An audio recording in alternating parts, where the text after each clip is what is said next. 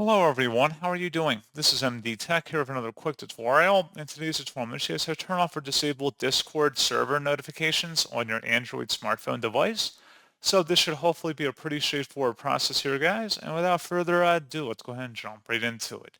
So all you have to do is swipe up on your home screen and select the settings gear button. And you want to select the apps tile. And then select where it says see all apps.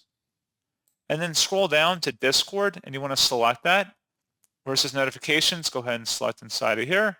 And where it says all server notifications, you can just toggle that to the off position. You might have to scroll down a little bit. And that's all you have to do. So pretty straightforward process on that, guys. And as always, thank you for watching. I do hope that I was able to help you out. And I do look forward to catching you all in the next tutorial. Goodbye.